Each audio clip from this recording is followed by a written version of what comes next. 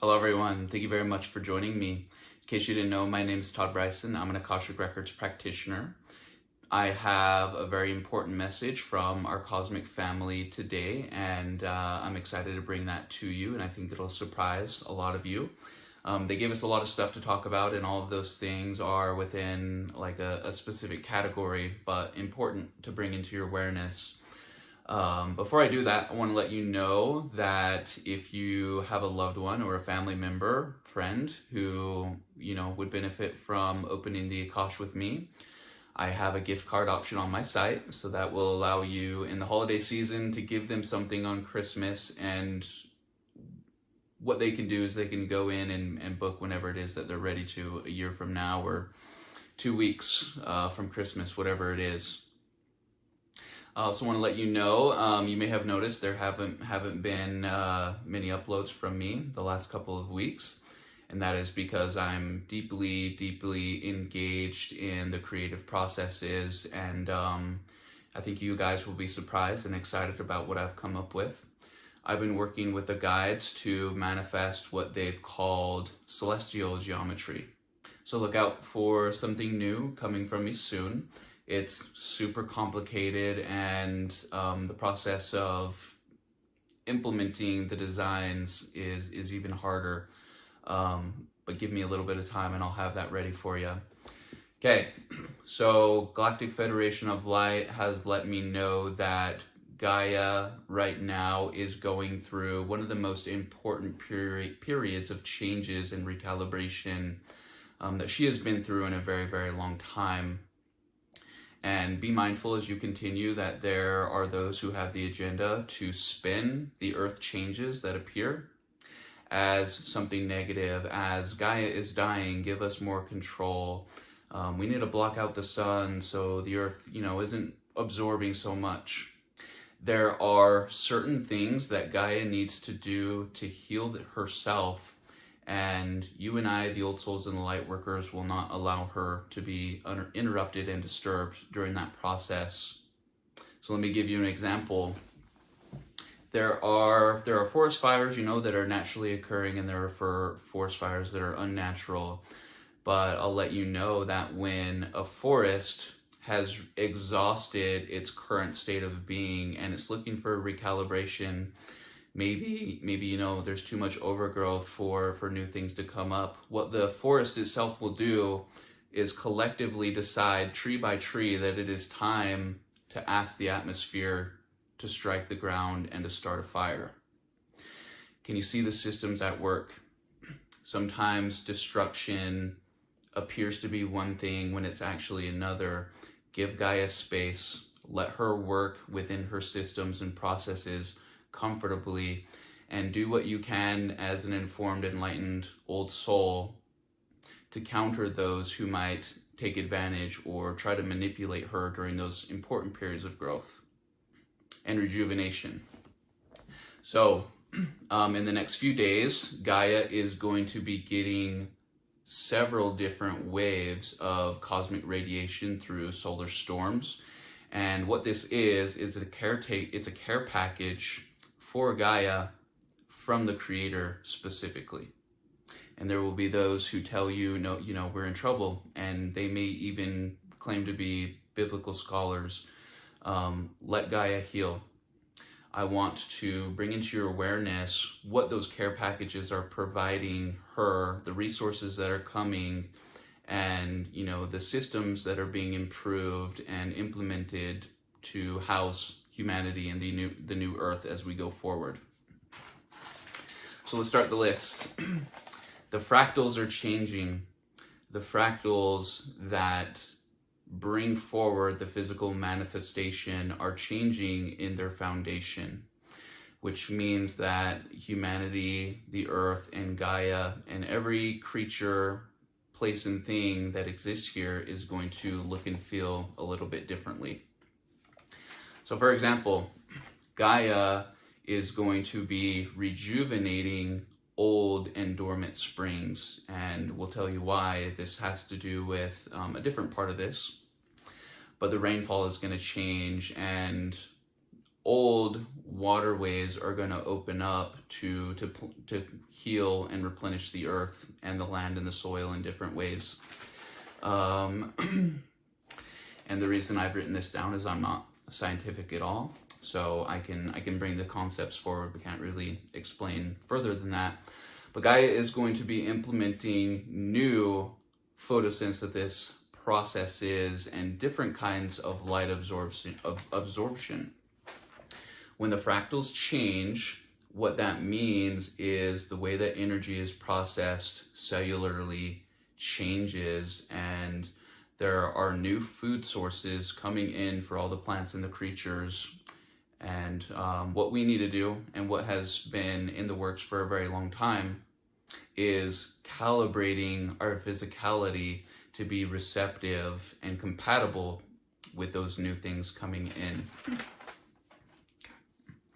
Gaia is going to be implementing different kinds of decomposition strategies, meaning that when it's time to return to the earth, the process of integrating him back into the system is going to look and feel a little different, whatever that means. So the way that the soil and the air and the elements break down physical matter that has served its purpose is going to change. And a little story about that. My son and I were out we were having a campfire, which we like to do at night sometimes. And he gave me a leaf and he said, "Dad, put this in the fire." And I asked him why. And his answer was pretty profound, and I think you'll like it. He said, "We need to return it to the stars." So what we did is we put a leaf on the fire and it burned up and it returned to the stars, and the cycle continues. Gaia is going to be implementing new nitrogen conversion cycles. Once again, the way that she absorbs her resources and what those resources are dedicated for is going to be changing. There will be events where wells beach themselves and where massive flocks of birds fall from the sky. And, those things are not going to happen for the reasons that the media and the politicians tell you. What's happening is a recalibration of all systems. So when these wells go looking for their feeding grounds or their mating grounds, they're going to find that the location is not what it was before, and that the magnetic fields have shifted and thrown off their guidance systems. It's part of the plan for them, something that they understand and something that they accept, because they know it's part of a greater cycle of creation. So the magnetic fields are going to be shifting, and there will be plant life succession, meaning that there are old species of plant life that have served a certain kind of purpose within an old energy, and those old energies are changing. So the plant life, the specimen, has served its purpose and can now return to the earth and retire. And what's going to happen is that there are going to be new plant life sprouting from the soil, and some of them aren't going to be new. Some of them are going to be what we were more familiar with 10, 20, 30, 40,000 years ago, when things were a lot different here, including our bodies. Okay. Quantum rainfall, like we said, there are new kinds of radiation hitting the earth from a variety of different cosmic sources, not just the sun. And what that means is that there are going to be nutrients, rich vibrational nutrients in the atmosphere. And what's going to happen is that the clouds are going to pick them up, and it's going to disperse into the soil with the rainfall. And that will allow higher dimensional energies to cleanse and fertilize the earth. So what was dormant before will now be abundant and ready for the seeds to be sown. So one last thing, all of this is going to, a byproduct of all of this is going to be nutrient enrichment, and that the way that the earth designs the nutrients and what purpose they serve is going to be absorbed by you and I and everything around us differently and to a higher level. So all these things are really exciting, and I'll let you know that your and my role within all of this is that we protect Gaia and allow her to do her work and to heal herself and to reset everything comfortably. And that doesn't mean we pick up our sword and shield and go knocking on people's doors who claim that the earth is dying and that everybody's helpless and that divine design and divinity is not a thing, that there's no structure or plan here. What it means is bringing the process and the purpose for the process into your awareness and understanding what it is, and holding the frequency of what that means, and then helping others understand when you have the opportunity to do so. So something else you should know, as these solar storms bombard the earth, it's going to make human beings act a little bit funny and act a little bit different. And usually what we mean by that is people are going to be reacting in a way that might even for them be uncharacteristic. And you as a light worker might even find yourself reacting or responding to things in a harsh or exaggerated way when that's out of character or out of your nature, typically.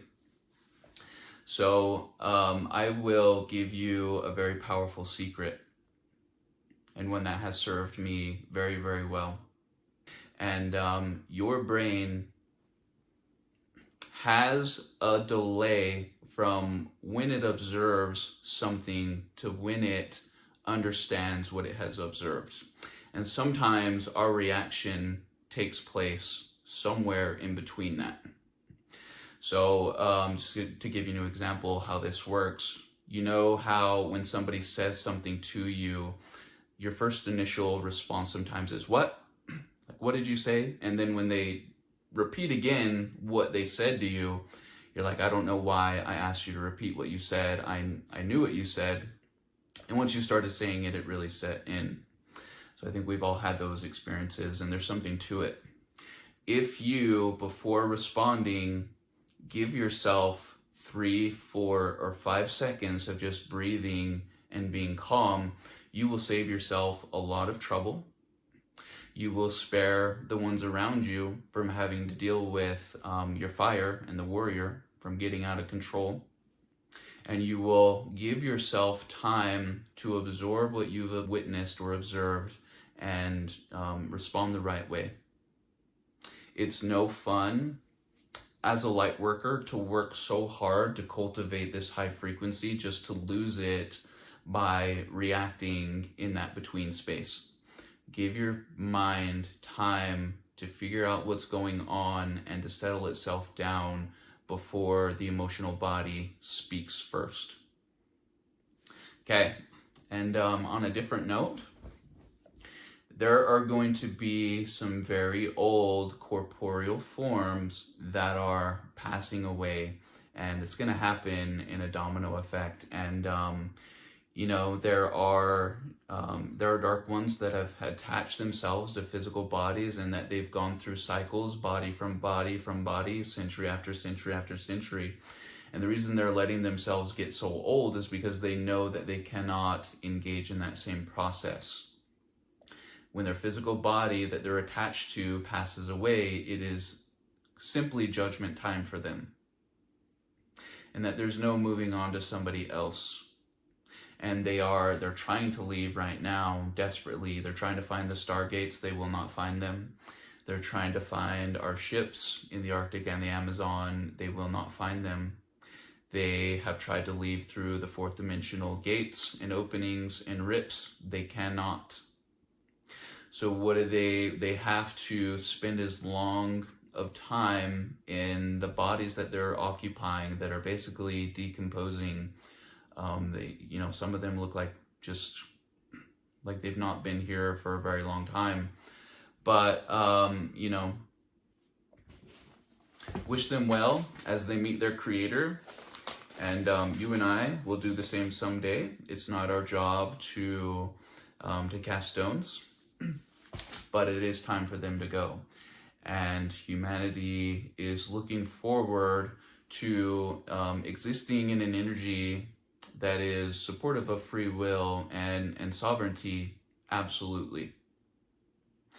And it will realize that all along that we've been in a tug of war with those who believe in free will and those who don't, those who create and those who destroy.